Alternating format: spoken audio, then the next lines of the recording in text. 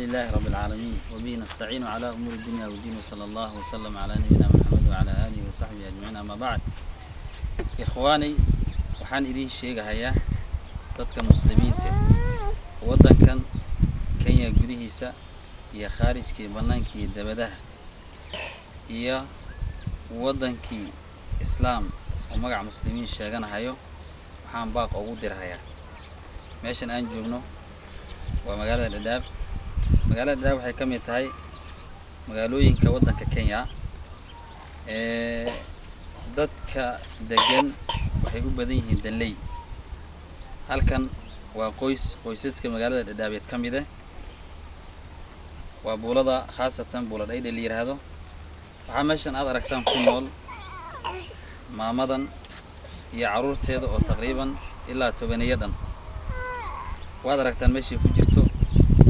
hoygeeda sidoo yahay roobka da'ay meel ay ka gashay haysato habeenkii iyo waxay seexdaan maalinkiiba dhulka ay jiifaan waxay wax ku gataan ma haystaan dhaqaale ma haystaan waana dadkii xoolahooda abaaraha iyo dhibka u baabiyay oo magaalooyinka ku soo cararay oo soo galay oo meel wax oo socdaan aan la garanaynin. waxaan dadka muslimiinta u sheegahay nabigeena sallallahu alayhi wasallam xulay wallahu fi auni al-abd ma kana al-abd fi auni akhi. walaalkii ninkii u kaalmeeyay ilaahi subhanahu wa ta'ala baa u kaalmeeyay. xadiidka nabiga sallallahu alayhi wasallam wuxuu kala ahaa hal tunsaruna wa turzaquna illa bi du'afaikum. ma lidinku kaalmeeya oo gargaar ma ku heshaan ilaa dadkiina sabarta daran mooyaan. mu'miniinta wuxuu yiri nabiga sallallahu alayhi wasallam al-mu'minu lil-mu'mini kal-bunyani. qofka mu'minka qofka kale ee mu'minka walaalkii is oo kale u yahay ayaga garab isku ayaga isxoojiyaan. wuxuu kala ahaa xadiis kale oo nabiga sallallahu alayhi wasallam xadiistiisa kamid ah mu'miniinta mathalul mu'minina fi tawadihim wa tarahumihim wa ta'adufihim kamathal al-jasad al-wahid. mu'miniinta isku naxariishadooda isku dhimrintooda isku jaceelkeeda waa hal jir oo kale. jirkaada qayb kamid ah hadii wax soo gaaro oo dib uu ku yimaado qaybta kale waa soo joodaysaa urdo iyo jiif meelayso. waa sidaas oo kale isku yihiin dadka mu'miniinta. qof mu'miniinta kamid ah haduu dib qabo oo hooy la'aan yahay oo jiif la'aan yahay oo cunto la'aan yahay adiga hurdada waa inay ku khariraato waa inay jiifku uu ku xumaado oo hooyga uusan ku wanaagsanaan sida iimaanku uu keenahay way macna. rabbi tabaaraka wa ta'ala quraanka wuxuu ku leeyahay innamal mu'minuuna ikhwa. mu'miniinta ayagu baa walaale. wal mu'minuuna wal mu'minaatu ba'dhum awliyaa'u ba'd. mu'miniinta rag iyo gabdhaha mu'minaadka qaarkood qaarka ayaga wali way macna ayaga is xariiriya ayaga isku jecla ayaga garab isku heliya ayaga la doonayo in dhibka iskaga baan ayaga loo baahan. waxaan marka ka codsanaynaa dadka muslimiinta hantida Ilaahay subhanahu wa ta'ala uu siiyay ee sarooyinka jiifaan ee meelaha qiimiga la jiifaan walaalahooda dhibka qabaan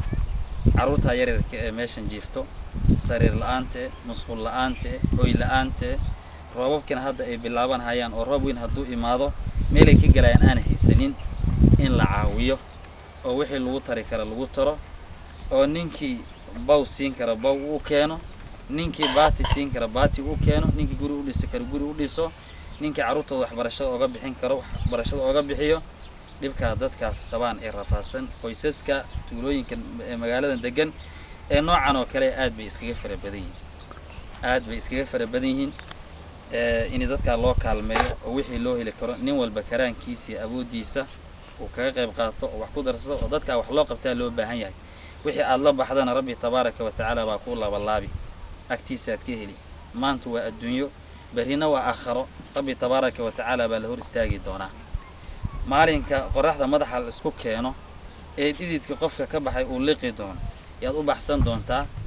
qofkan walaalka ee dhibaataysan ee rafaadsan gargaarka aad u fidisay ya kaalmada aad u fidisay iyo wixii aad macnaha u tartay wax u qabatay maalinkaas yaad u baxsan doontaa biidinillah. marka jazaakumullahu khayr. wixii Ilaahay wax siiyay dadka walaalooda soo gaaran ku nool reerdan oo caruurtiisii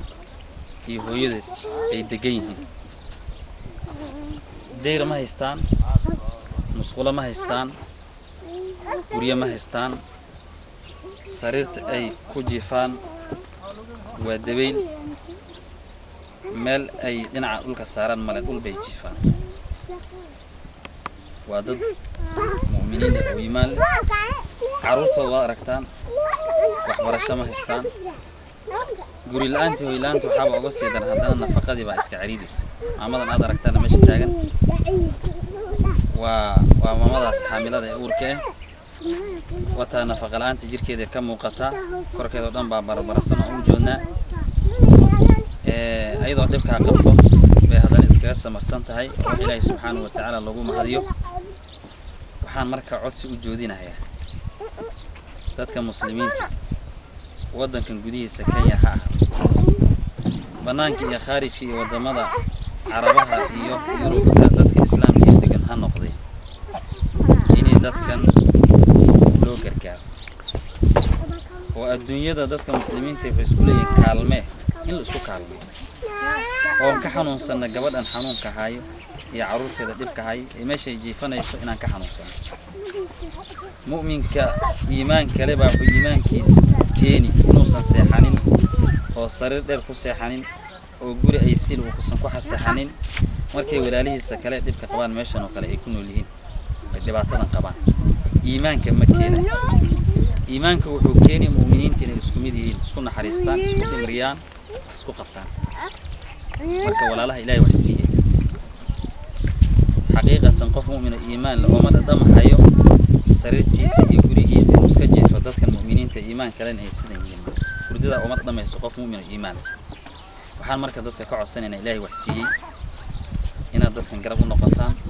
u kaalmaysaan wixii aad weli kartaan aad soo siisaan oo guriyo loo dhiso oo masqalo soo aragtaan meeshan waa duur guraaga iyo bahalaha iska soo galhayaan guriga wuxuu ka banaan yahay gadaasha daba dambe dib uu ka banaan duciyo ka banaan yahay meesha inuu ilmihii duraaga uga soo galo halka wax ka qaataaba iska suurtagal ah roobka hadda iyo deerta oo ee guri oo bilowday ayadana yani culeyskeedu leeyahay oo meel ay ka galaan ma haystaan marka in dadka loo kaalmeeyo ninkii ismiid u keeni karo u keeno ninkii baati u keeni karo u keeno ninkii macnaha maxaa la jiray nafaqo iyo wax u keeni karo u keeno ninkii firaash u keeni karo u keeno yaa loo baahan yahay oo dadka muslimiinta iimaanka leh waxaan ka codsanaynaa dadka walaalahooda inay u kaalmeeyaan oo garab u noqdaan ilaahay subxaanahu wa ta'aala waa idin kaalmeynaya wajazaakumullahu khayr